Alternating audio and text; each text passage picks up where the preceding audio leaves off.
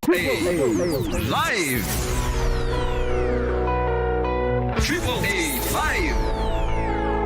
AAA Live! Ang palatuntunang maghahatid sa inyo ng kaalaman sa edukasyon upang magbigay liwanag at gabay sa ating mga mag-aaral at magulang. Where your academic goals will be advanced and achieved. AAA Live! Lilinang ng inyong talento at huhubog ng inyong husay upang magtagumpay sa karerang tatahakin. AAA Live! At ngayon, narito ang guro ng bayan, Attorney AMIHAN April ALCAZAR.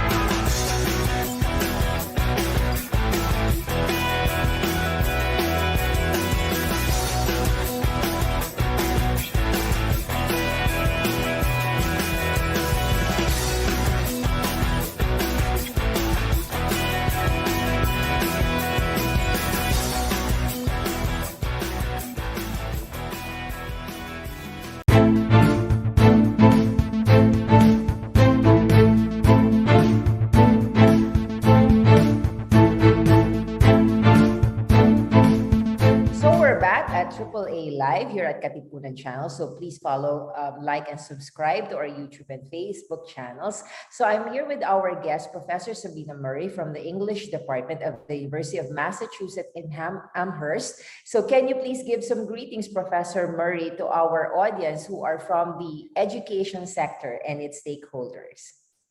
I'd just like to say thank you so much for inviting me to have this conversation. I think it's very important to look at creative writing in a way that connects with the larger frames of thought and dialogue that are happening in society. I consider my writing very political in that way.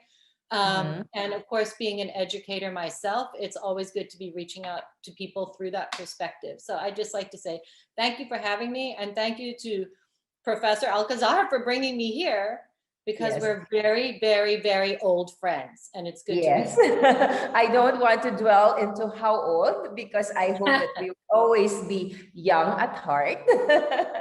But yes, definitely a very much of a shared history through our youthful times together. And so I think we really have to begin from the very beginning as to how, as a young person, you actually expressed interest, and if and when did you actually decide that you were wanting to be involved in the field of creative writing? A part of me, I think creative writing was what I always wanted to do without realizing it was a field. Yes. I mean, we express ourselves by telling stories. And as you know, I was always an avid storyteller. Exactly. And then, you know, you come to this point where your interests aren't so much just, you know, making people laugh, or as I spent a significant part of my growing up times in the Philippines, I really got started telling ghost stories. Yes. That is really where I got started. And it was good training, because you would have to really just change things up and keep moving in your dialogue and working on the entertainment aspect. So as I got older, I became more interested in histories and the way that certain histories excluded narratives. And so that kind of muscle started to be developed alongside this desire to entertain people, to create modes of communicating these important ideas, kind of in a sugar-coated way, where someone could be sitting and entertaining themselves and wanting to turn the pages, but at the end of that, perhaps their mind has changed, or they've pursued a different way of thinking about it. So what sort of like experiential learning skills and competencies do you think like young people should involve themselves in developing, exploring, or, you know, really developing this interest if they would like to be in the field of creative writing? Because you were mentioning about like your experiences even as a child, like ghost stories, and trying to make it like entertaining in terms of like your storytelling skills, and then eventually finding a bridge towards that kind of medium, which is creative writing. I think what's also very important is, you know, to read attentively. If you like reading fiction, to try to step outside just that that moment of enjoyment, that moment of being entertained, and really try to see what the writer is doing on the page and how it's happening. Because the first thing in creative writing is you have to have something to say that isn't out there already. You have to be able to get this kind of logical framework for what comes to you as this amorphous idea or this feeling or a reaction. And then you have to really figure out how to break that down into sentences and chunks of narrative that interact with each other in a way that passes time on the page. So the first thing I would say is, if you want to be a creative writer, the first inkling you're going to have that maybe that's the direction for you is to really be intrigued by writing books, by reading books, because yes, it begins with reading people, actually. Yeah, a lot of people are really love reading, and then they think they want to be a writer, but they just really want to be a reader. You have to be intrigued by the formal aspects of it. And if you're triggered in that way to think about the formal aspects of it, you know, that's really the first step to figuring out what you need to do, the tools you need to do to keep going. Yeah. And so we were talking about our experiences like growing up in the Philippines and also having that cultural heritage of the Philippines. So how do you think that informed and influenced your writing, and specifically also tie it to like our educational policy of using English as a medium of expression, if not of scholarship in the Philippines? Well, it's in, I'll tell you a little bit about my timeline, which you know, April, but I came to the Philippines from Australia, and I came not understanding any Tagalog at all, having a Filipino mother who only would speak to me in English, even though I was kind of intrigued by learning this other language. And I came at 12 years old and was enrolled in what was then Marinol, which is now Miriam, right? And just went straight into that. And I could do it because the classes were in English. Exactly. But the moment you walked out of the classroom, nobody had any interest in pursuing English at all. And it had this weird way of kind of splintering. It kind of, in a way, it acted as a framework for my own identity. That there were two aspects to my identity. One, which was this English speaking one, which was, you know, in this sense, this very white dominated mode of education. Construct. The construct of it. And then when you leave the classroom, you're in this much more powerful, in a way, natural social identity where people don't want to speak English and they want to explore their narratives in ways that they connect with family and culture. It's and a cultural environment, right? Yeah. Yeah. So what that did with me is it kind of fractured my processing of situations, where I've always felt like I could be in a situation, but I was always kind of observing too. I was always a little on the outside, but not completely. Spectator, right? Yeah. Yeah, it's spectator. And, you know, my father was an anthropologist, and knowing this idea of the participant bystander, which he would always say to me, I was like, okay, high school's weird. I go to classes and I totally know what's going on. And then I walk out of the classroom and I'm completely confused. Because that's a great position to be in, because you're participating and you're getting, you know, I did pick up quite a bit of Tagalog on the way, and I can understand it. My speaking is terrible, but my comprehension is not non-existent. But I was able to sort of have one foot in and one foot outside. And it made me very analytical about the culture and how people operated. But it also, because I wasn't completely outside of it, I have a very strong loyalty to the Philippines as a nation, to my family, who I am still very close to, and to this part of my identity. You know, it made me very aware of it. It wasn't just something that I grew up with and naturally came to. I did construct this identity because of this kind of being faced with it, hitting up against it. Yes. And maybe that's like part of like that identity that it happened to you, as you've mentioned, during the formative years, because as we know, all of our experiences before we are 20 years old are really the most impactful to the rest of our lives, basically. And so I think like part of that also is like, because you were looking at it from outside looking in, kind of as a spectator, as you said, you made your own construct for it to become a part of your identity, but never really fully being immersed in it, as differentiated from someone who like literally grew up naturally like myself in it. So don't you think that these planted the seeds of being a creative writer, of having a, for example, a novel as a formal structure that you can fit into like the stories that you could potentially say or tell? I think that is truly accurate, because you're always creating narratives around what's happening and who you are. And if you're not fully immersed in it, those are the things that are going to trigger you to try to create understanding. Exactly. Yeah, so definitely. But also because I was in the Philippines for all of high school, Yes. and 1 semester of college, and then I went to the US. And in the US, they saw me as a complete foreigner. When I was in the Philippines, everybody was just like, well, she's sort of like, she says it's American Australian sort of thing with the Filipino. I don't know what the heck she is, but she's that, right? And she's her thing. So I just always thought of myself kind of like, being a foreigner is not a terrible thing. And I had friends and I was fine. I liked my school. After a while, I got used to it. I was into it. And then when I went to the US, they were just so unaware that there was anything that we shared. I didn't understand American culture. I had never lived there. I didn't understand their values. And they didn't understand why family was so important to me, why I missed my cousins. That just seemed odd to them. And they had very specific values that I didn't share at all. So then I got hit with another thing. I'm like, these people don't accept me as an American. I go back to the Philippines, I'm not really accepted as a Filipino. The whole time I was growing up, I wasn't really accepted as an Australian because my dad was American. And my mother was just like, she was very dismissive of Australian culture and very vocally about it.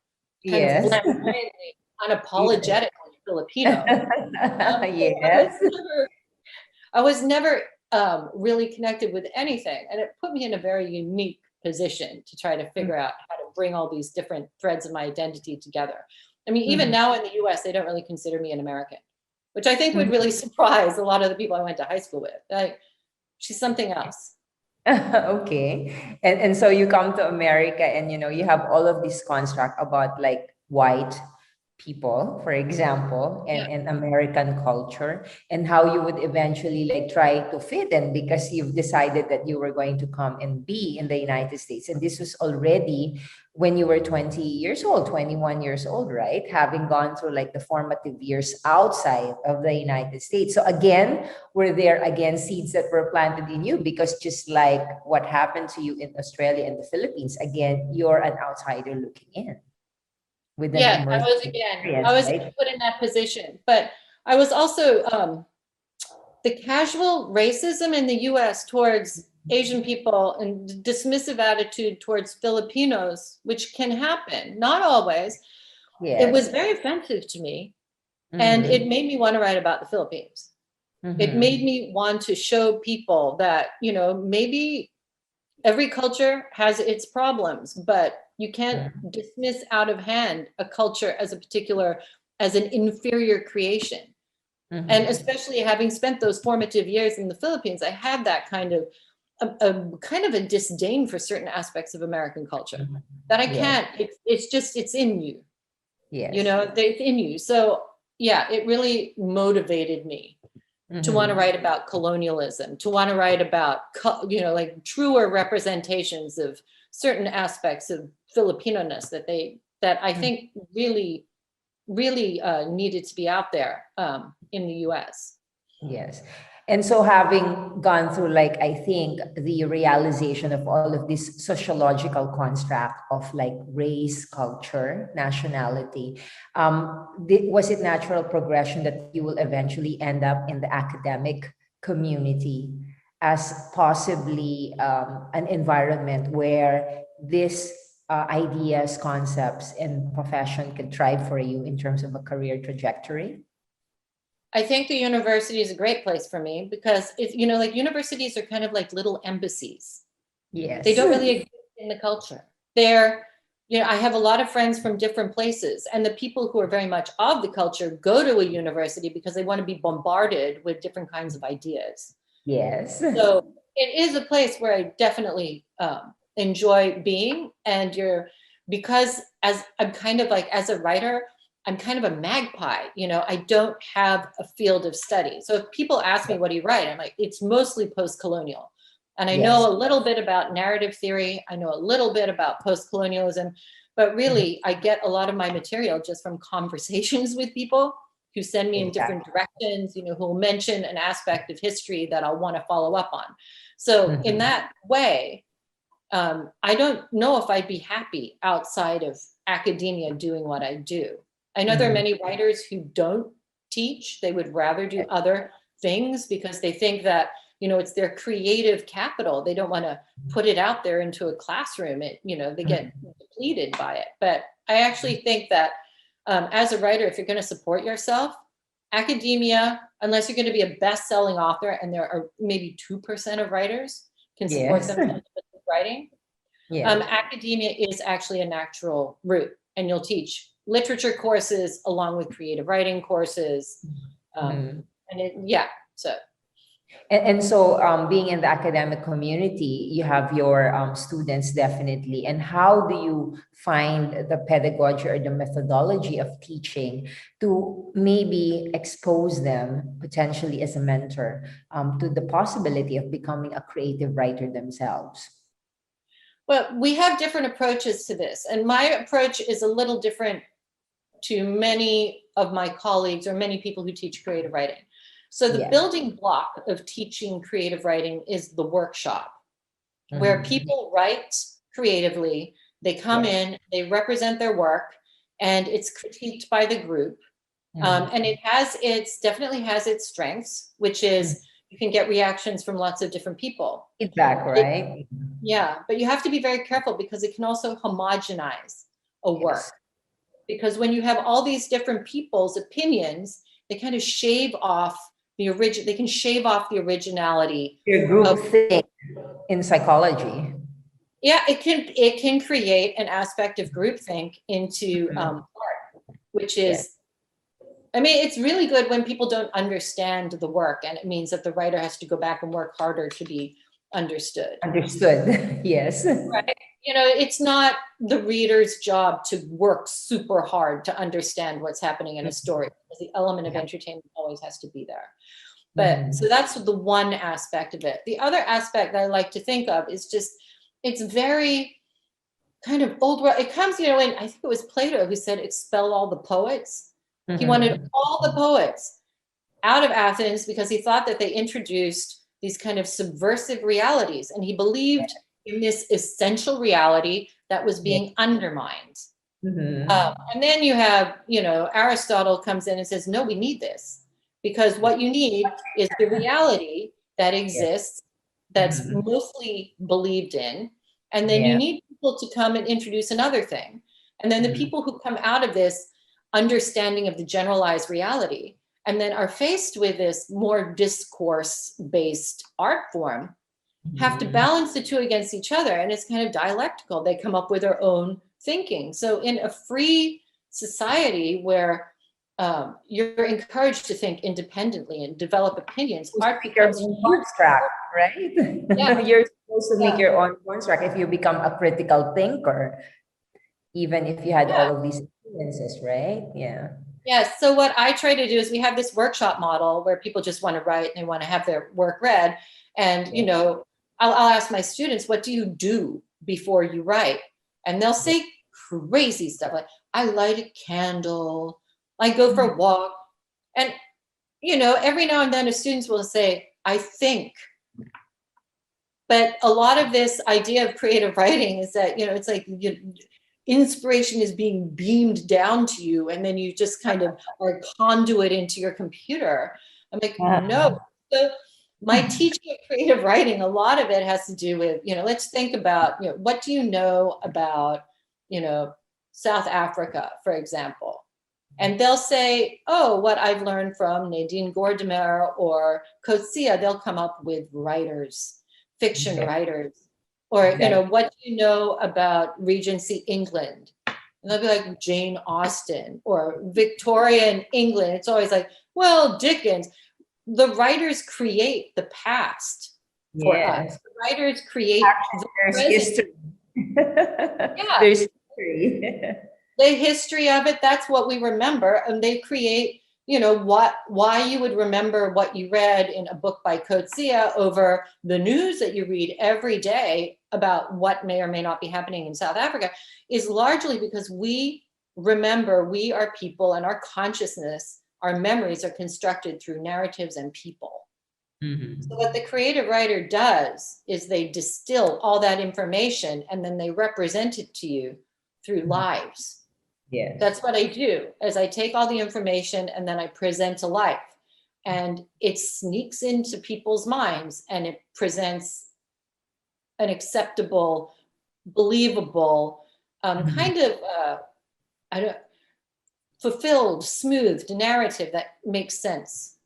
because it is the construct, right, that makes it impactful on people and makes it responsive and relevant and empathetic to where they are. So now let's discuss, for example, in the great tradition of like those novelists that you mentioned, specifically for the Philippines, you take like Dr. Jose Rizal, our national hero. Why was he supposed to have been a revolutionary? Because he wrote these novels that actually ignited the passion of the Filipino people to want to agitate against Spanish colonialism, right? So I think if you look into that particular thread of where we could have like gotten this kind of like tradition, then we could really try to see the impact of novels. As you said, it's a construct of a narrative of people who might share this specific understanding. So how do you perceive now, as you've mentioned, do you see necessarily that your writing is political just because you draw on like the political history of the Philippines? Anything, it's impossible to write without being somewhat political. I draw, what I get from the Philippines is really just building on the work of others, like Rizal.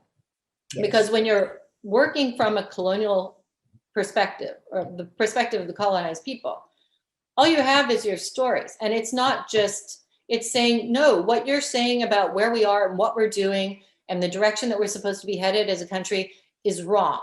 And I'm going to present this alternative, which may be made up, but it actually bears some real guidelines for what is going on and how it might be done better. Yeah, at least. Always exists. So when you have these places, and you see it in the Philippines with Rizal, and everybody, I mean, if you read Nick Joaquin, he's very political in his own ways, like jabbing at people. He's using humor.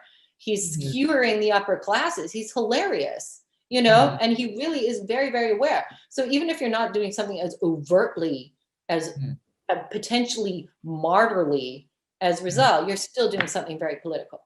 And then if you compare the Philippines, for example, with Ireland, where also their revolution, the uprising of 1916 was run by school teachers, linguists, poets. These are all the people who had to bear arms because they didn't have time.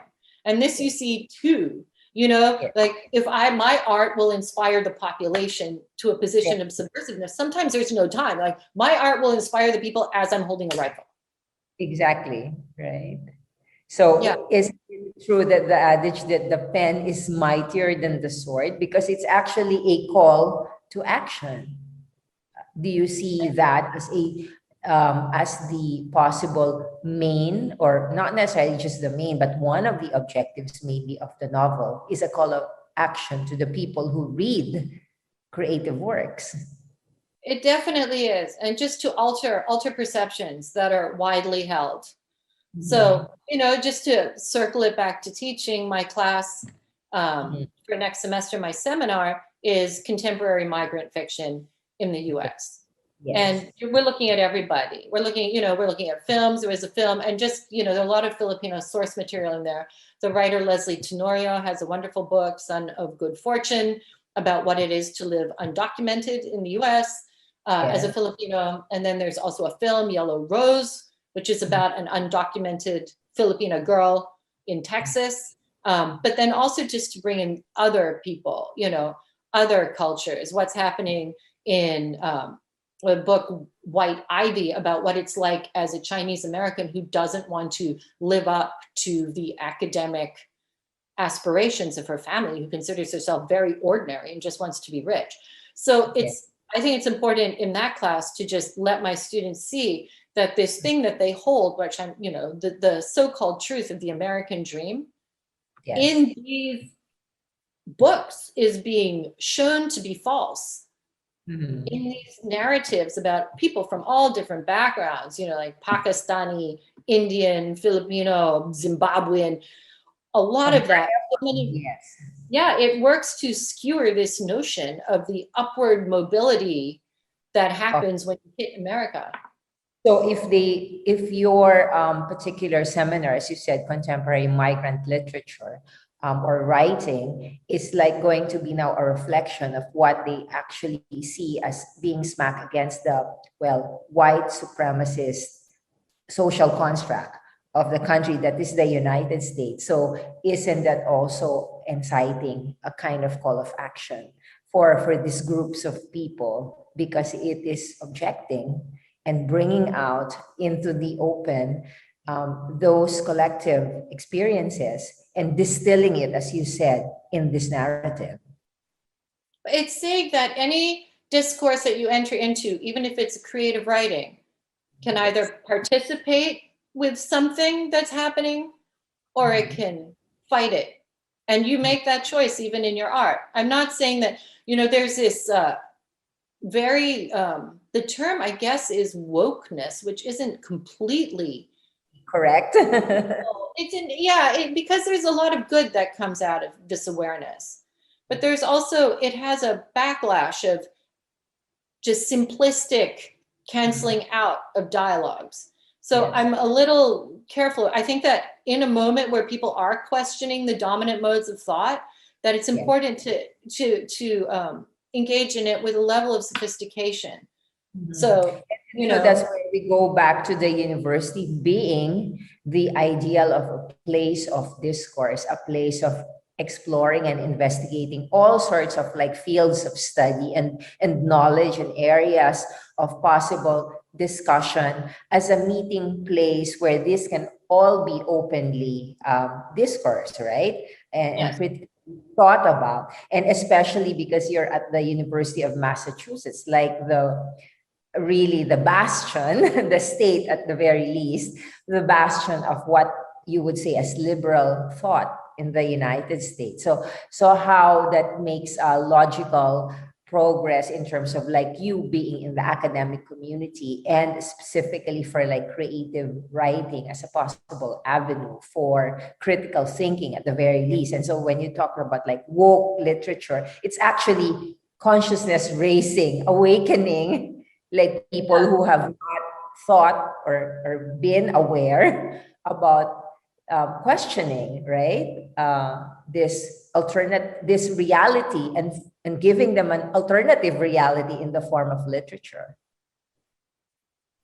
Yes, no, I think that it also, I think another part of all of that is very valid.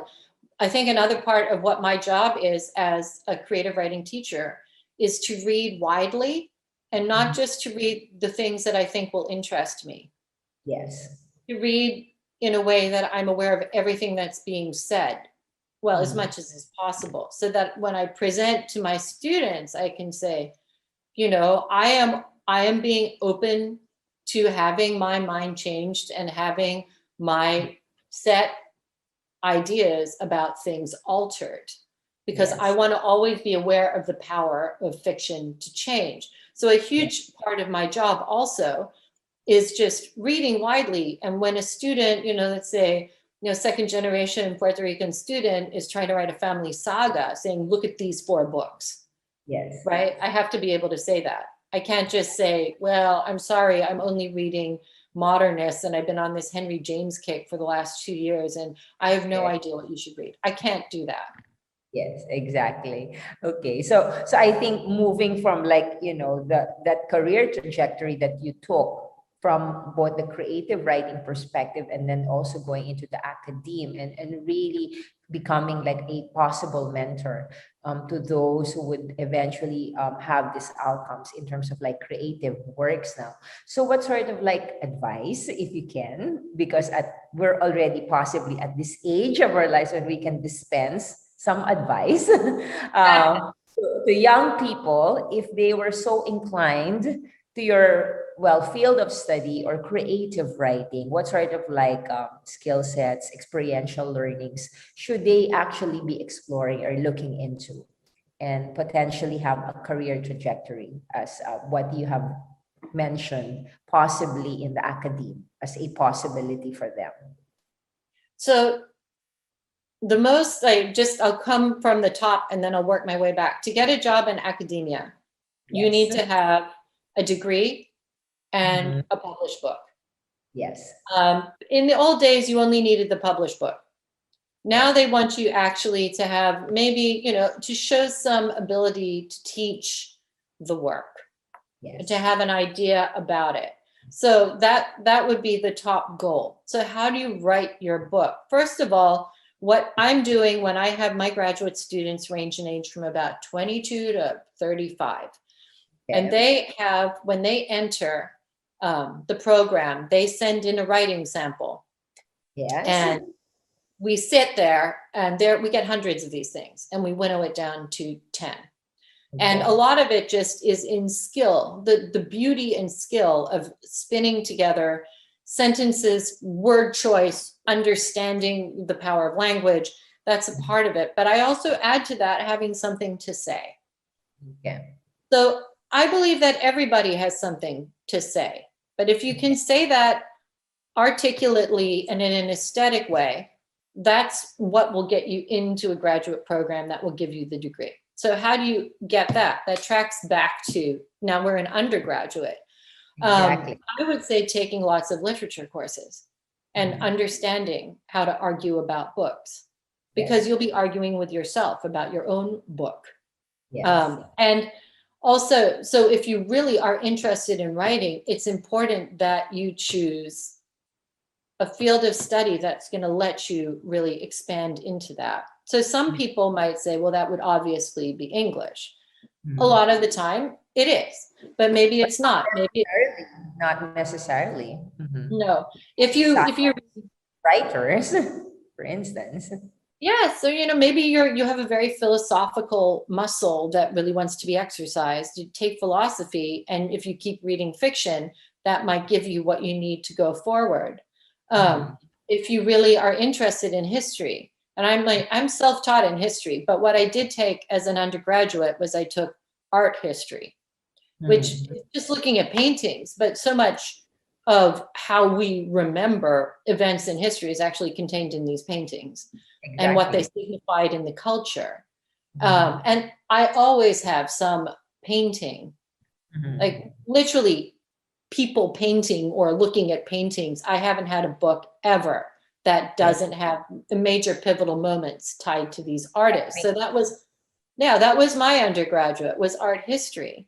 And so those are kind of the career trajectories that you have to take, and just constructing fiction, trying to get it published in magazines, trying to complete book-length works, so collections of stories and novels, so that when you get out of graduate school, you can go on the market. As I said, it's a terrible term, but that's what they call it, with a degree and a book. Yes, exactly. And so specifically, I think this is a possible concern for like the young generation, because you also have like this digital technology that's come into our life.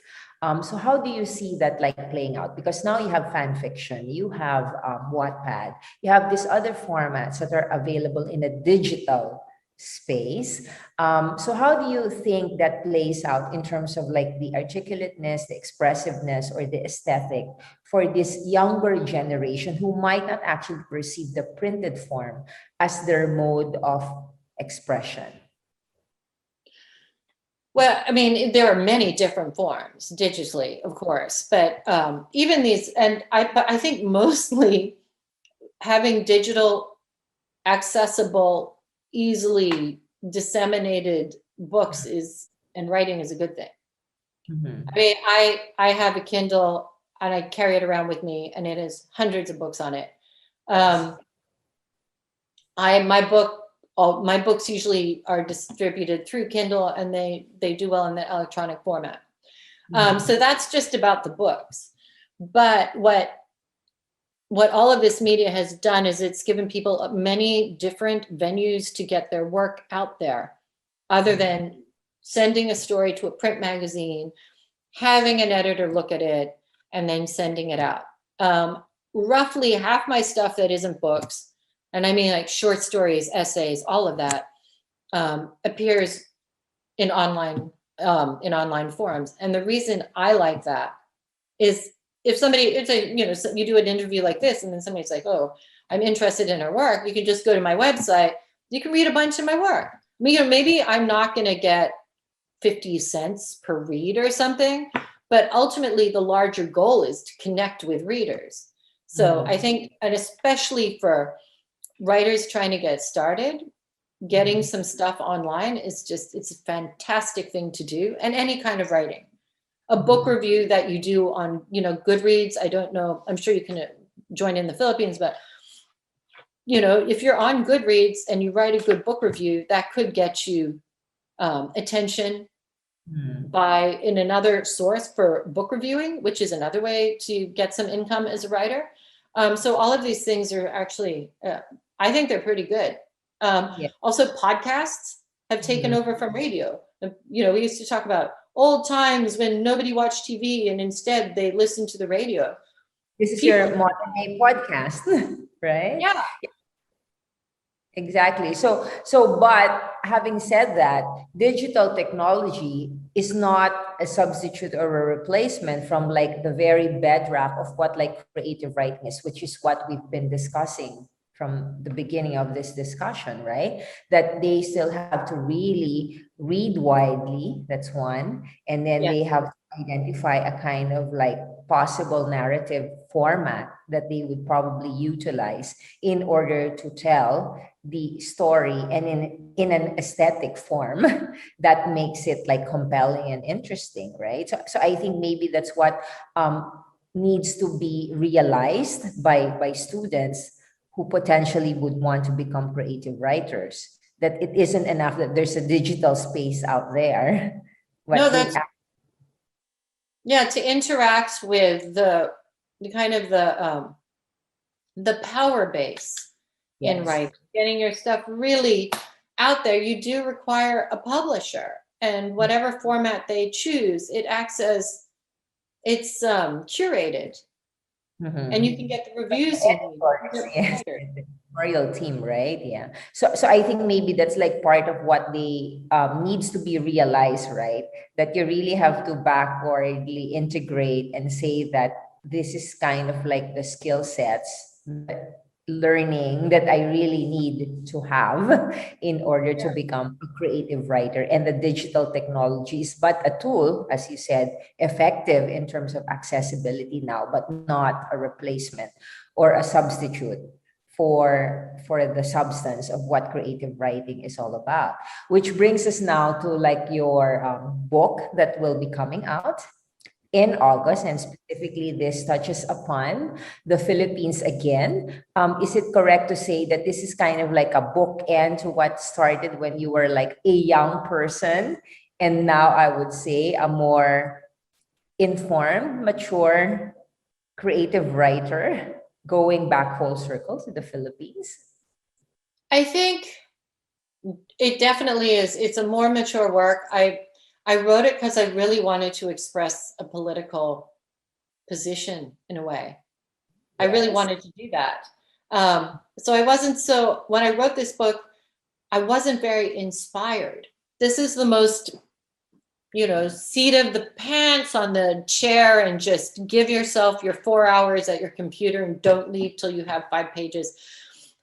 This book was the hardest for me to write in that way. And it's because because there's an angrier tone compared to being a young person. Yes. I mean, it's combined with the fact that now I've spent so many years as a writer that I really do see that it's powerful. And I do see that people interact with the text and it can change minds. And even, this book hasn't come out yet. Human Zoo hasn't come out yet, but there are reviews up online from people who got early copies of the book. And, a lot of them just say little things like, wow, I learned a lot about Philippine history. And I'm surprised at that. It's a short book. And then I feel like, job done, good. You thought about it. You thought about a country that you would not otherwise have thought about. Okay. So would it be fair to say that following again the footsteps of Dr. Jose Rizal, the romanticism of Noli Me Tangere as against the political construct of El Filibusterismo at 2 bookends to maybe like the same but it's a very nice romantic ideal notion. Correct. Yeah. I mean, it really was very funny to me because I did write Human Zoo, and I'm thinking back to this book I wrote when I was 20 years old, which was Slow Burn, that came out, and there's actually a newer edition that Santo Tomas UST Press brought out like 3 years ago. And I really realized, am I right? The same book? Yeah, but it was not revised. It was still the original text. It was still the original text. And then I thought, have I written exactly the same book? It could be the same person, aged somewhat, going back and having, and of course, the political situation in the Philippines has shifted and has so many dramatic elements to it that have changed since then. So it's not the same book in that way. But perhaps the character is the same person, in the same way that the writer or the spectator or even the reader would have been like different, because it was a different milieu when you're 20 years old and when you're now so much older. Yes, we won't say how much older. Yes, we won't say how much older. Yeah, so exactly like what we're saying, that these narratives and creative writing is actually a reflection of a milieu, which is possibly a reflection of an author, the reflection of the events that could have transpired during that time. And then eventually, how do you, as you said, pull back all of these elements, put it together, distill it, and come up with what is like a compelling, aesthetically, I think, powerful story. I think that's true. And there's the one other element is that, the writer has to have an original voice. Yes. The voice when you're writing is it's like a fingerprint. So my work is wildly different, and I write about very many different things. But if you know my work, if you picked it up and you're reading in the middle of the book, within a paragraph, you would know it was mine. Yes. So it's your voice is really what you work on too. How is this? Why are you the only person who could write this book?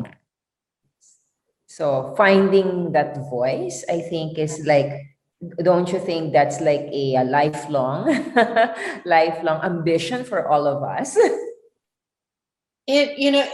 Voice kind of happens when you're working on other things. But when you feel you're writing in a strong vein, it generally means that you're nailing it using your voice. So, I mean, these are all also ultimately, you practice a lot. If I haven't been writing every day because life gets in the way, or I have a lot of teaching to do, when I sit down to write, I'm not as quick at editing my own work. I'm like, maybe that word's okay, or maybe that sentence belongs there, or I don't know how to get my character to wake up in the morning because passing time's really hard at the beginning of a paragraph. And you're like, ooh. If you're writing every day, I'm just like, okay, that word's terrible. It goes, this sentence, I just wrote 2 paragraphs that don't go anywhere in the text, delete. Okay, let's get her up. And it's so much easier. So there's almost like a muscle memory that also happens when you're writing consistently and well.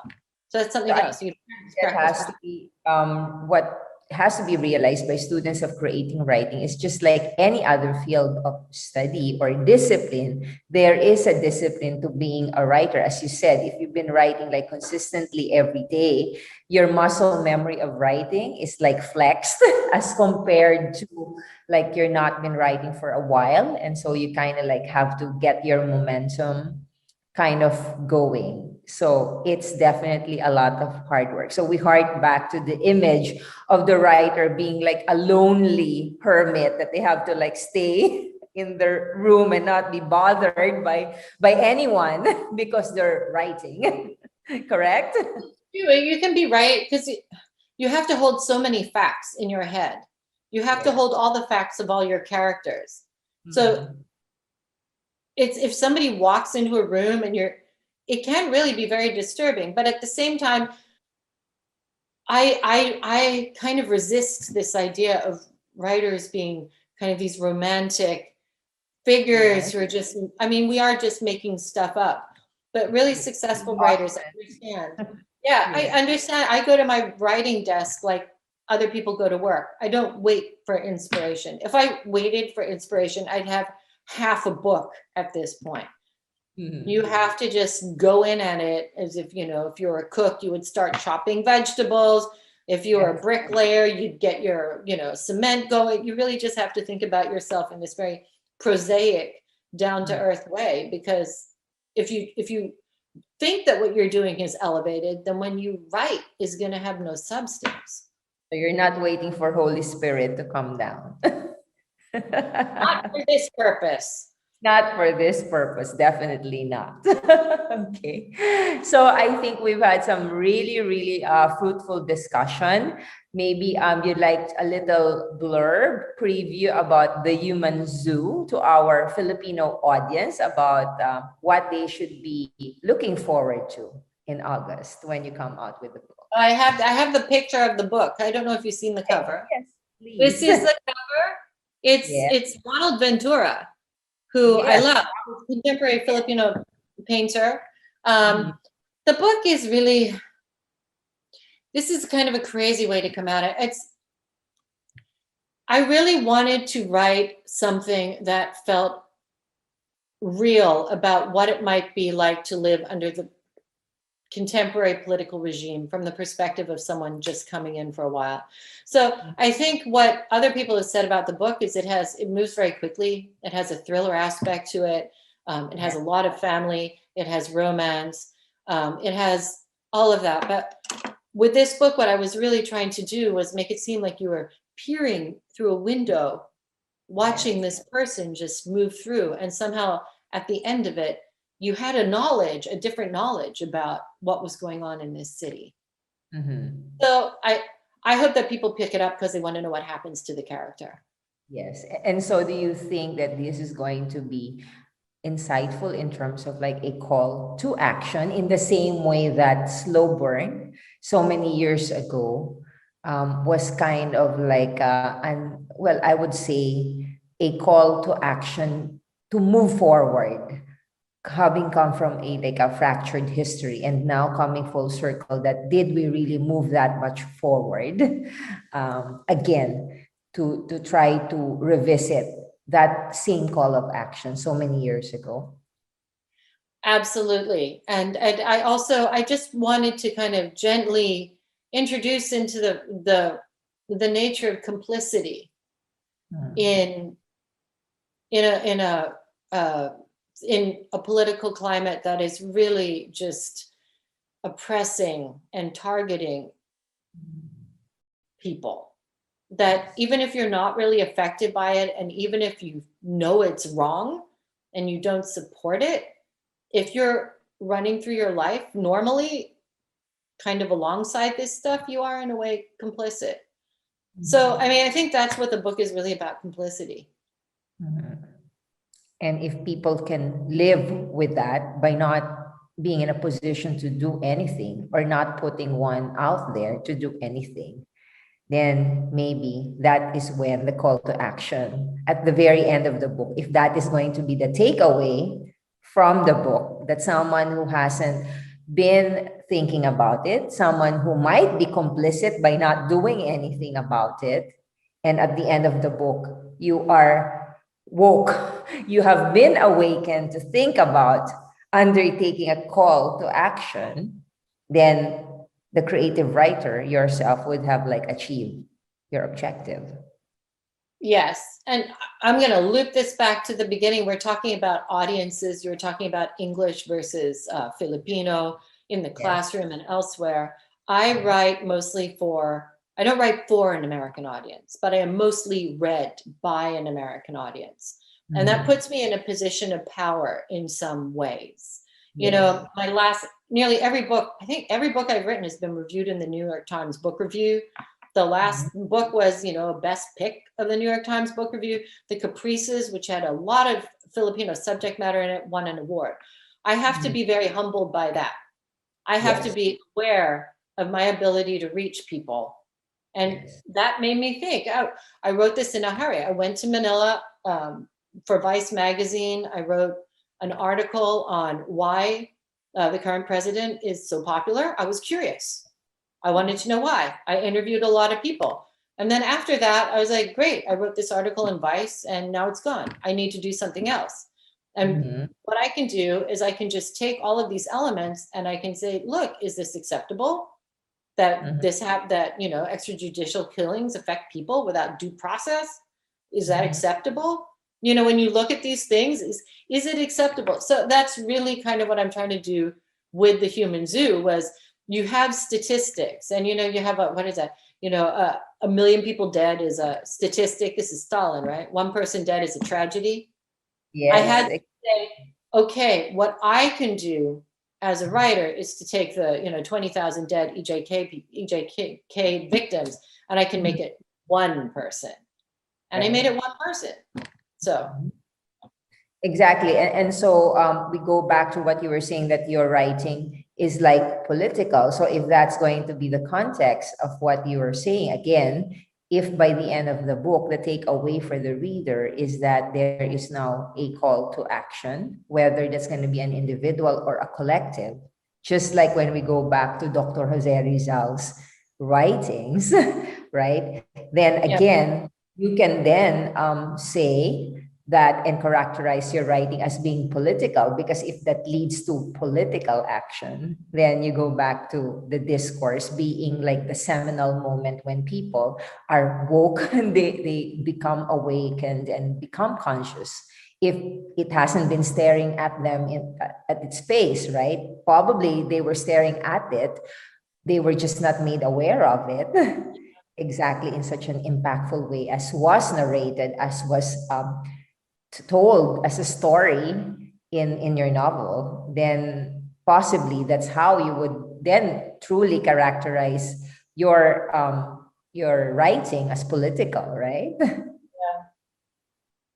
And especially because you were saying like you're writing for an American audience, if we reach the point when this novel could be taken by the power base who has influence in policy, American policy precisely, then it's possible that they could create a firestorm. Hopefully a firestorm. Also, I'm writing about the Philippines. I'm the right person to write Human Zoo. I'm definitely the right person to write Human Zoo. And that's why we're talking about the voice, right? Your voice. There are so many other stories that should come out of the Philippines. And people are actually on the ground. People who want to write, in whatever, Tagalog, whatever they want to write in. They should have that, I'm not saying that I can represent the whole country or that I know more than Filipinos who are living in Manila all the time. I don't. I can only write this one story. But I also hope that what it does is it creates an interest to read these stories by people who are more capable of writing expansive,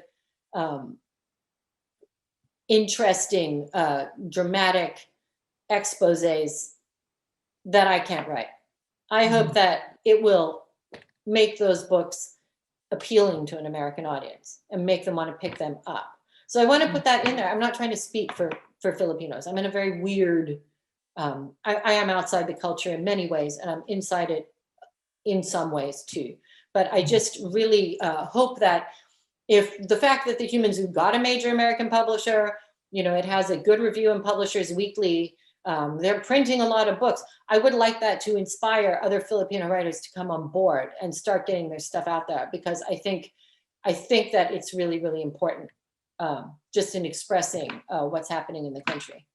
Mm-hmm. And to say, as I've mentioned to you, like that kind of voice is still not heard in the Philippines, precisely because of the language divide. It's difficult to access an audience outside of English writing, because then it is not trickled down to like a lot more people, right? It's going to be contained to an audience who is able to actually be privileged enough to access, because of the English divide that exists in the Philippines, right? So yeah, so I think precisely this political writing that is characterized in your writing may be targeted towards those who are in a position of potential policy making and influence, so that they could really start to maybe, as again, a call to action, to really try to see how and when it's possible to effect change, right? Yes. But also, I mean, if somebody did want to translate this book into Filipino or Tagalog, or run it as, you know, and I think about when I'm in the Philippines and I'm riding around in, you know, taxis, and they always have the soap operas going in the car. Every time you go in there, and you're always like, oh, she got stuck in Saudi, and then she became a singer, and then she was rescued, right? I'm always listening to this in the taxis. And it does occur to me, you know, if someone could take a book like this and translate it into, you know, the lingua franca and have it as a soap opera in taxi cabs, I would actually really like that. Like that would be a good direction. That would be fiction moving to its highest purpose, not its lower purpose, but its highest purpose, to reach many people. To make people conscious and aware, and potentially educate them to become like more critical thinkers. Yeah. So I think we've really run through the gamut of like the process that needs to be undertaken to become a creative writer, the learning that may be the objective of what creative writers would like to achieve, and maybe a career trajectory in the academic community for those who aspire to potentially become creative writers. So thank you so much to Professor Sabina Murray for that very fruitful discussion. And I hope that to our stakeholders in the education sector, that you would have like taken away so much from our discussion. So we'll be right back.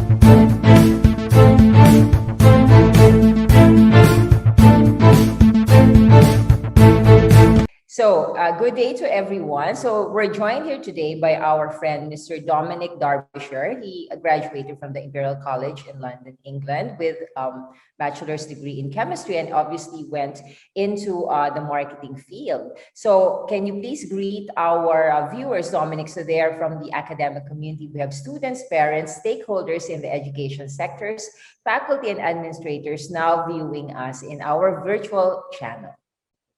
Hello, everybody. It's nice to see you all. I'm Dominic Patrick, Darbyshire. Yes, so thank you so much for joining us today. So Dominic, we really are so interested, firstly, in your interest as a young person. When and how did you actually develop an interest in the field of study, which is chemistry, which is what you first studied? Yes, it's difficult to say when. I always had an interest in nature and how things worked. So I was always very intrigued about how anything worked, to understand the underlying rules for the development. So it was chemistry, biology. I was always very interested in science from a very early age, which I pursued. And when I was in high school, obviously in the UK system, you have to really choose at an age of 16. You're choosing which subjects you're going to specialize in at a very early age. The O and the A levels, correct? Yes. So the O level is 16. You can choose 9. So I did do science and I did do arts, I did do English, etc. I feel that having to choose at such an early age is very strange. It's a very strange system, the UK. You have to specialize very early. Because so this after is around the O the level, age of 16, right? Yes. Usually the age of 16. Yes. So the O levels are the age of 16, and then you have to choose your A levels. You're only going to do 3 A levels. People will always say to you, either you do science subjects or you do art subjects. You can't mix them. You have to choose.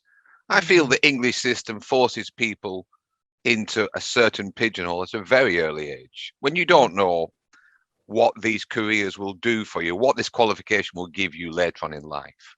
Yes. I find that quite an odd system.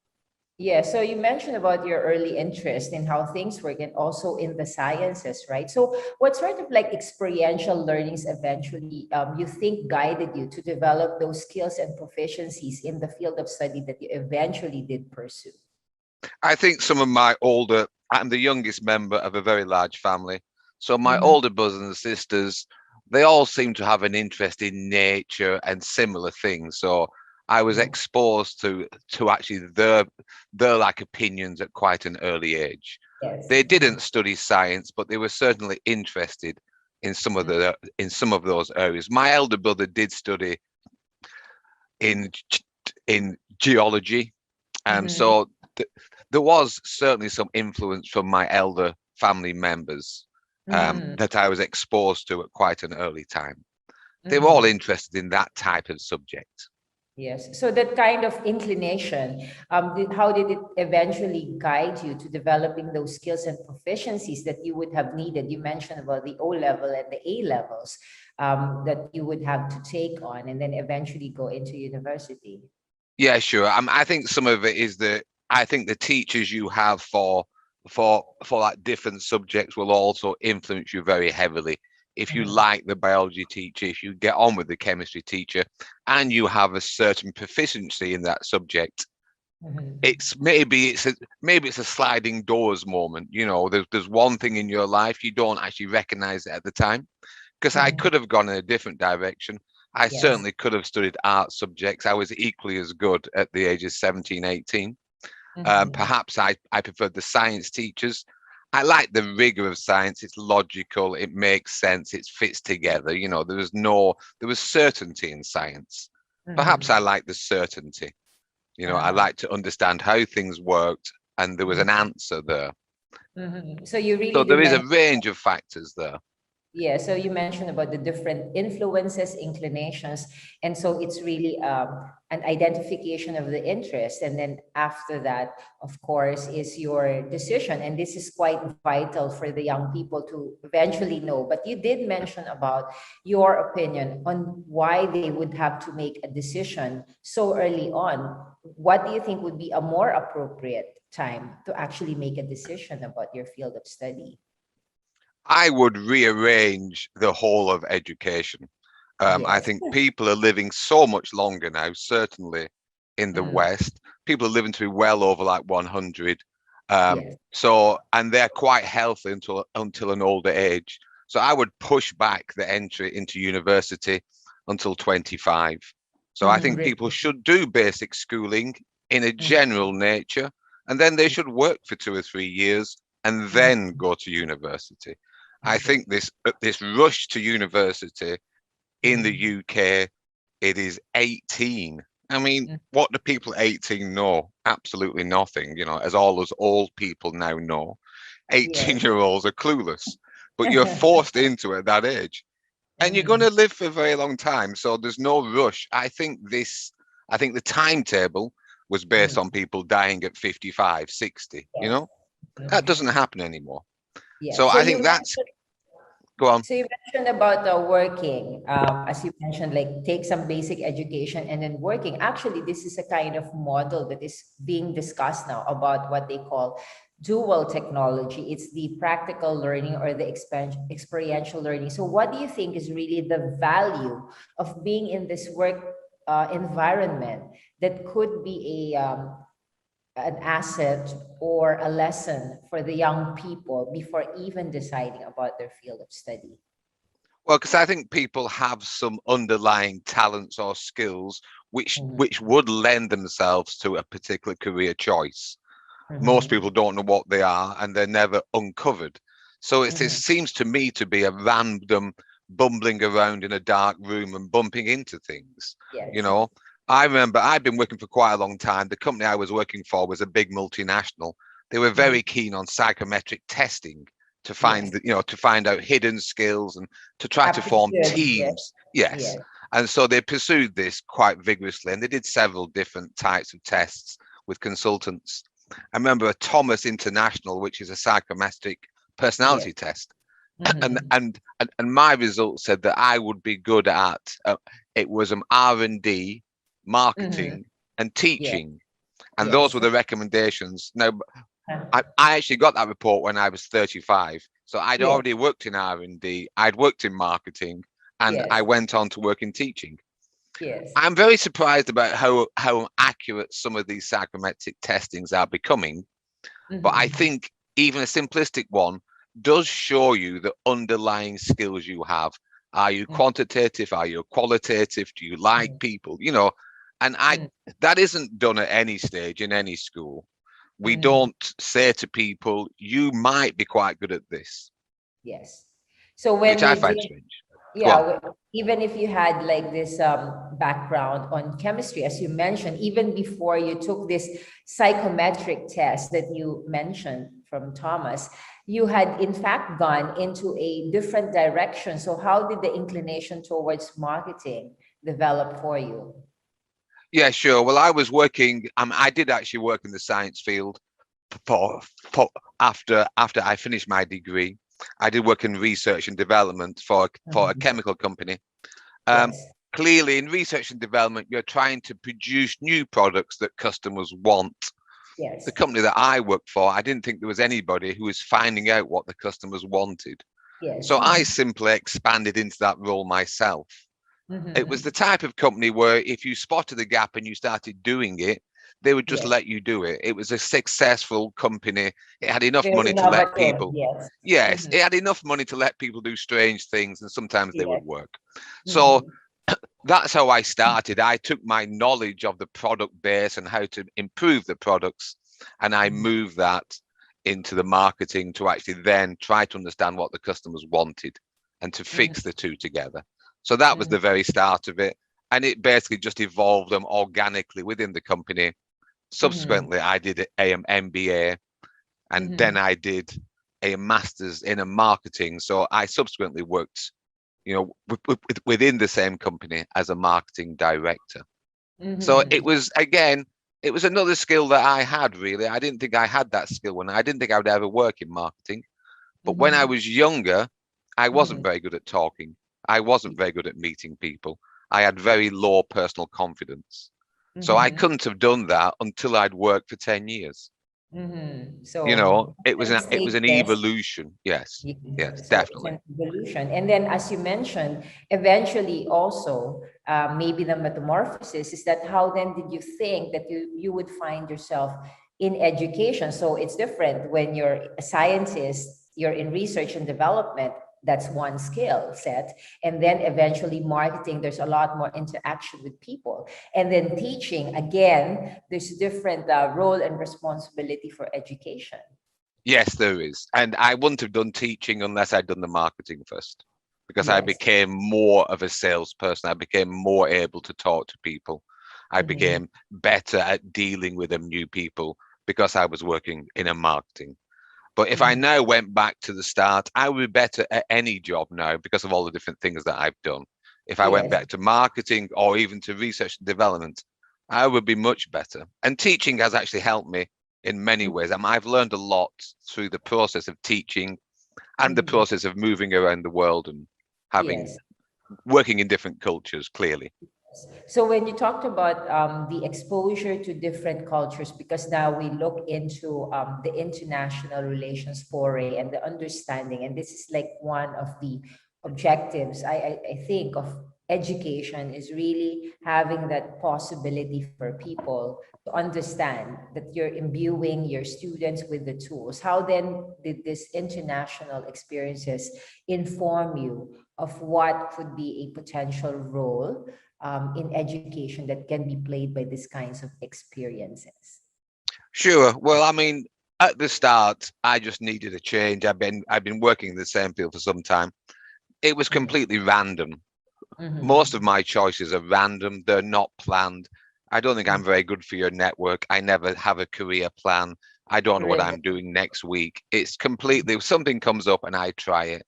And I dislike planning. I find it too rigid and I find it imposes too much on me. So I avoid planning. So the move into education wasn't planned. It was random. I like travel. So the education gave me a chance to travel. That's why I did it, not for the education. And before I started, I had a low opinion of teachers. I still do to some extent. I don't like to call myself a teacher. I always view teachers are people who have failed at something. So I've been teaching business for 10 years. I've been teaching marketing for 10 years. If I was good at marketing, surely I'd just start my own company. So, I'm good at talking about it. It's the recognition. But I mean, I recognize my strengths and my failures.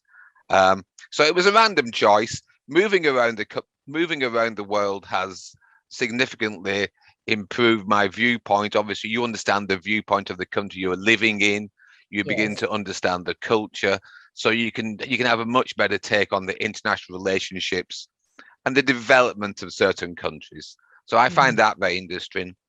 Again, I'm still searching. I'm always searching for the underlying rules that control the economy of China, or the underlying rules that will influence how this will develop.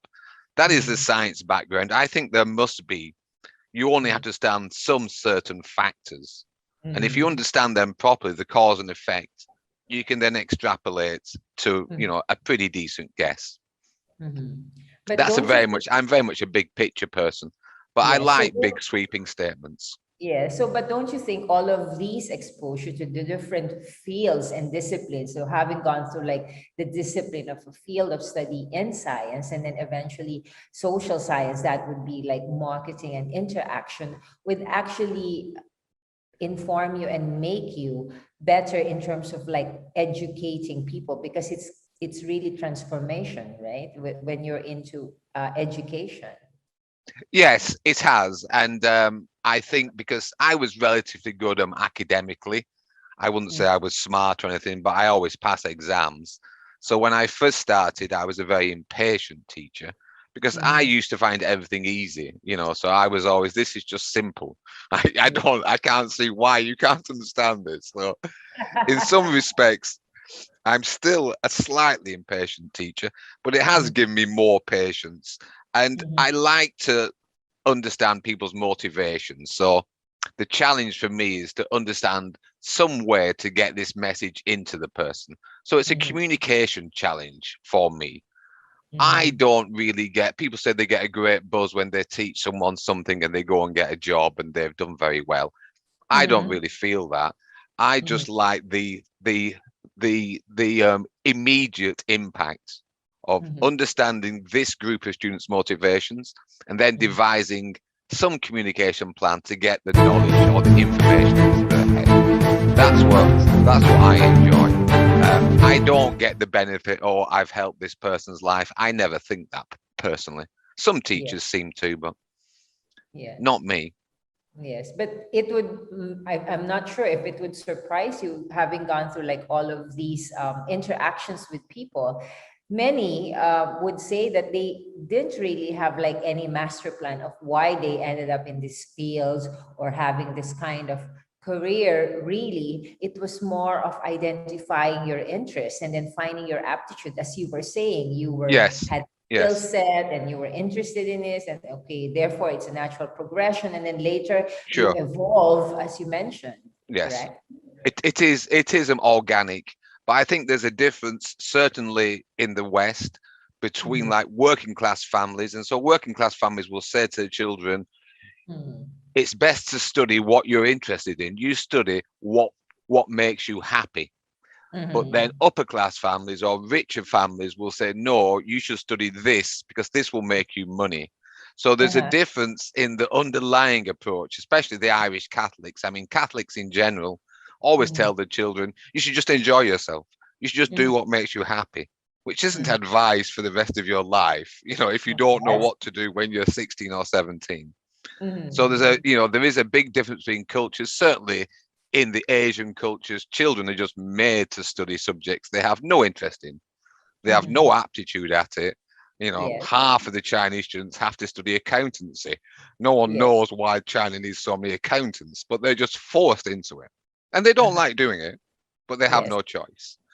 So that cultural background, I've had a very low pressure life compared to many other people. No one ever told me what to do, you know? No one ever said you should do this, you should work hard. It was literally, I just did it and no one ever told me off. Strange, perhaps. Yes. You mentioned about this similarity with the Philippines of the Catholic faith, right? And having come from Ireland, okay? And this is something that maybe a little bit of affinity that we have with Ireland and the Philippines. So maybe you can talk about, in fact, that influence of its cultural as well as your familial influence from the Catholic faith. I'm sure our students will be very interested, the Philippines being a majority Catholic country.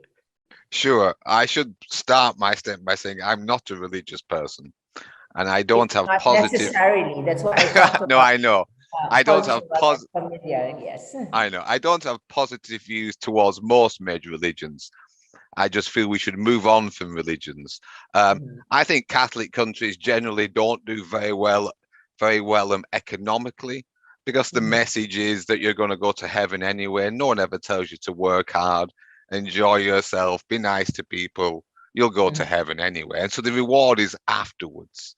Clearly, Protestants, obviously the whole of Northern Europe is Protestant. It's work hard, work your socks off, save money for yourself, look after yourself. It's Max Weber's, Protestant work ethic. We all know the story. I think there is some truth in it. Sweeping statements, obviously across the whole country, but I think there's some truth in that.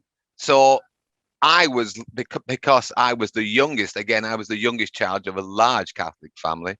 I was the smartest one in the family. So I was the first to go to university, even though I was the youngest. So they just left me alone because I was so much smarter than everybody all the older children, you know. So it was like, this is the boy genius. He's going to save us all. One of us will be rich, you know. It didn't work out like that, but you know. So, and also, if you have a large family, you can't tutor all your children.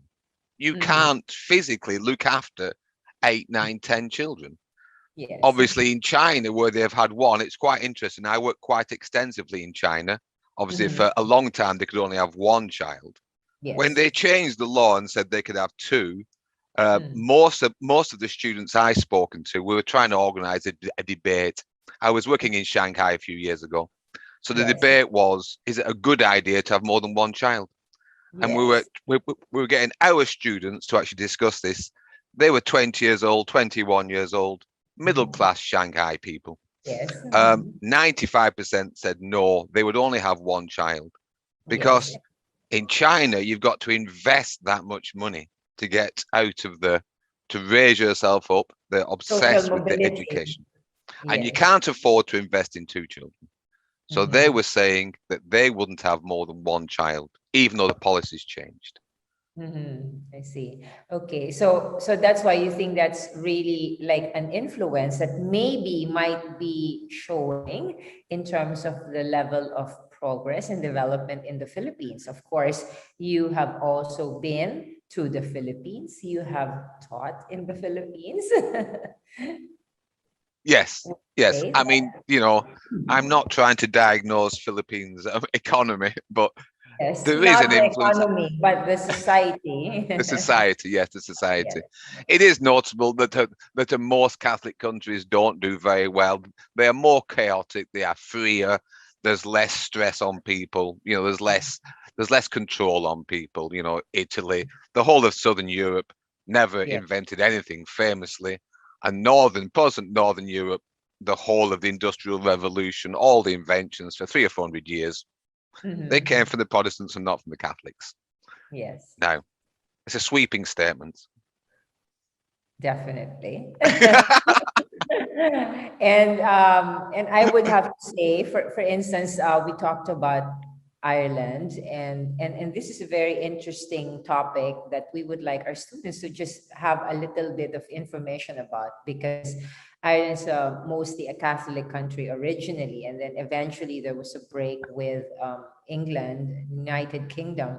So how do you think that has like informed like a lot of like Irish people who had left Ireland because of these troubles or the lack of economic development, as you mentioned, and then how the country eventually did develop in the end?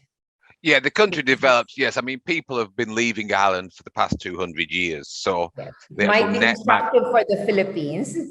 Yes, I mean, yes, it is similar. Obviously, the initial Ireland was always dominated by England, and so they always had huge problems there. The initial push for the migration was the potato famine when they all starved in the 1850s. So that pushed a lot of them out. But it continued after that, clearly, for like 100 years, because there was no jobs. The Catholic Church in Ireland was immensely powerful up until the late 1970s.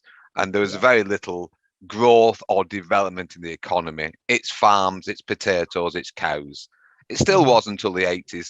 It was joining Europe that changed Ireland when they joined the EU, because they got such huge funding from the EU, because they were the poorest country when they joined. And so that gave the Irish economy a massive boost in terms of infrastructure. They've always had quite good education. They famously have, you know, well-trained people, but the infrastructure boost and the investment from the EU allowed Ireland to develop, you know, to actually dig itself out of being a backwater of Europe. So that made the big difference, the availability of the funding. And it's grown quite well. You know, it's still a small country, obviously. So do you it's see not, sorry? Do you see some similarity of what, by analogy, some of these common characteristics with the Philippines that it might share? I suppose, yeah. So, I mean, the Irish moved and they didn't go back. The Filipinos don't seem to move. Return. Yeah, they seem to return. and they're always supporting far more people. So the Irish would just leave. Everyone would leave Ireland. I mean, there's still only 4.5 million people in Ireland, even though everyone has 10 kids. Everyone's had 10 kids for the past 200 years. The population didn't grow because they just had to leave. They didn't go back. They didn't go back to Ireland. They're all over the world. Obviously, they're in Australia, they're in the USA, etc. I guess there are similarities. I think the weight of the population, can the Philippines support so many people, is what I think when I go to the Philippines.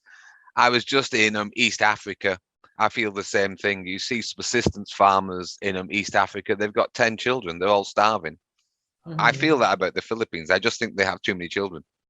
Yes, and so the population cannot be supported by the current level of economic development. Right? Yeah.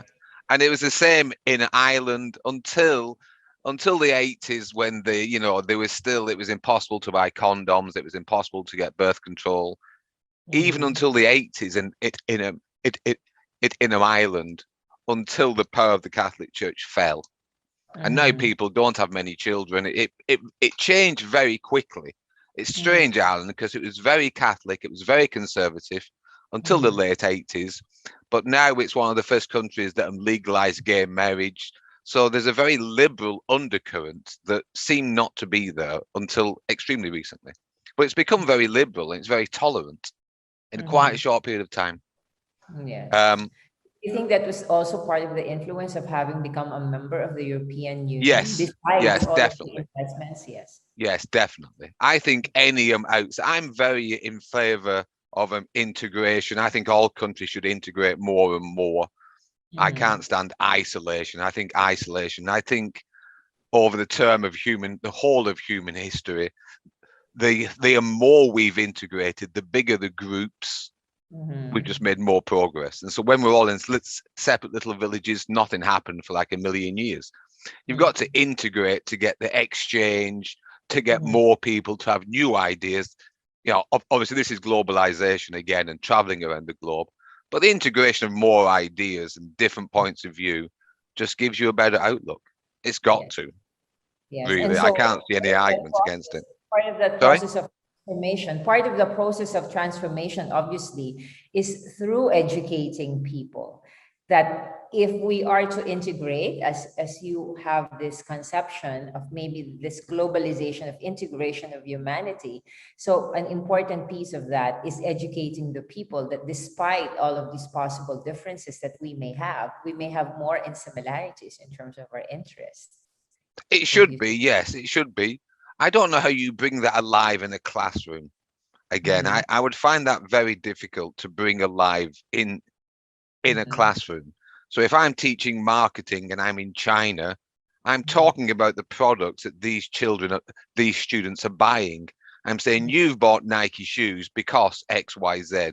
Now, I don't know how you do that if you traveled more and talked to more people, it would be good for you. Well, how can you demonstrate that, or how can you highlight that? I don't know how you do that. Yes. Well, one of the experiences that you've had is like immersion. Immerse yourself in different cultures and different situations or contexts may be an effective tool to transform people, right? Because they become empathetic and things become related. Yes. Because experience, correct? In addition to the theoretical and the conceptual. Sure. That is expensive, and I think it's for rich kids. I think rich kids can travel on their school holidays and experience different cultures. I'm not sure about poor people in Ireland or the Philippines or elsewhere. They don't have the same opportunities. Yes. Sorry, go ahead. Talking about opportunity, so we actually wanted to have this virtual broadcast. In a way, it's kind of a vicarious method to let people experience different concepts, different ideas, possibly through different experiences of what they would not normally have in a common day occurrence for them, to have this opportunity to speak to people with different perspectives. And so I would think that through this process of like transformation in education, so what can you say to a young person who is probably now like in the process of trying to actually decide or figure out what it is that they're going to be doing in their life? So you probably be talking about the 18 to the 20-year-olds, our students. Yeah, sure. I mean, again, I would follow the simple one that you should do. You should probably pursue the subjects that you are interested in, which is the answer that I told you was the wrong answer. But No, I there's no. think you can make money in anything. I think you can be successful basically in any choice, certainly from your choice of degree at a university. Certainly in the West, I mean, I started off, I did biochemistry at university, and then within less than 10 years, I was in the marketing field. And certainly in the West, Western companies don't view the type of degree as limiting, and so they don't say if you've done a math degree you can only do math. Yes. I seem to see that more in Asian countries. Asian people are always saying to me, why do you teach marketing if you did biochemistry? And to me it seems a redundant question, but there's a literal interpretation, certainly in China and South Korea where I've worked, where they just find this so confusing. So you did biochemistry, but now you don't. And it's like, well, everyone does this in the UK. It's perfectly normal. So many of the students that who are also doing biochemistry and biology, they went on and they became accountants and, like myriads of different things. Very few of them work in science. Less than 5% of them still actually work in science. So, but that was at the time in the early 90s. There was a massive demand for accountants and financial experts. So you could take your actual understanding of science and math and just move into finance. You didn't obviously you don't need a first degree in finance to work in that field. Now that's true in the West, so the choice is less important. So the actual subject for your first degree. So I would say if you're good at a subject, and if you're good at a subject, you're normally interested in it, you pursue that, and then you go to the best university you can. Even if you think the subject you're doing doesn't automatically give you a job, it will still say UP on your CV, and that's all that matters, because your first job, all they're looking at is the university. That's all they have to go on. So you have to go to the best university you can, get the highest grades. You're a selection of subjects. I think it's the one you're best at. So with that, that's simple advice, isn't it? Most interesting discussion, to say the least. It's simple advice. Just do what you're best at and go to the best university you can. And then you're leveraging the university to get better and better jobs all the time. I think that's the only thing you can do. That would be my advice. If I was born into a richer family, I would be a doctor now, obviously, because I was good at biology and chemistry. I should have been a doctor. I don't like sick people. I never wanted to be a doctor, so that was a non-starter. Maybe I can't stand the pandemic, right? By not becoming a medical doctor. Right? It wasn't an option for me, but there you go. Yes. So yeah, simple advice, that isn't it, April? Yes. Do what you're best at.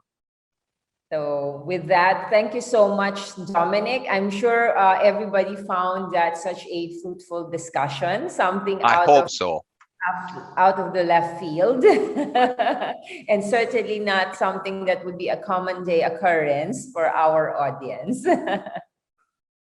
Thank you for the opportunity, April. It was nice to talk to you. I hope all your listeners and viewers learned something, hopefully.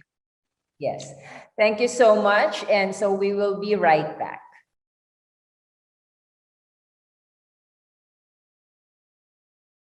We're back in AAA Live here at Katipunan Channel. So please like, follow, and subscribe to our Facebook and YouTube channel. So I'd like to give our greetings to our viewers. Angeline Leasing, who's saying good evening, listening from Hong Kong, and God bless to you too. Of course, Mark Latasa, who's watching from Pasig City. Ava Kylie Ru, who's watching, as well as Victoria Lanlangan from Cagayan Valley. How are you there today? You have Sideline Miles. Good evening to you. And then, of course, Blessed Wednesday. Mabuhay KDP and Mabuhay ang Pilipinas, as well as Cubani One watching. So I hope that you really liked our episode for today. Very interesting topics, as well as very interesting guests. So again, we'll be back on every Wednesdays, 7 to 8 in the evening here at AAA Live, where your academic goals are advanced and achieved. This has been Attorney Amihan April Melia, ALCAZAR, PhD. So please stay safe and healthy, everyone, and good evening.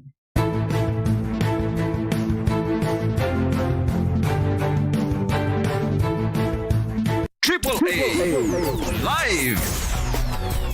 Inyong napakinggan si Attorney Amihan April ALCAZAR. AAA Live! Naway kinapulutan ninyo ng impormasyon at kaalaman ang talakayan ng mga ekspertong nakapanayam mula sa iba't ibang larangan ng edukasyon. AAA Live! Ang AAA Live ay mapakikinggan at mapanonood sa Katipunan Channel tuwing araw ng Miyerkules alas 7 hanggang alas 8 ng gabi. Where your academic goals will be advanced and achieved. AAA Live! Hanggang sa muling pagtatanghal.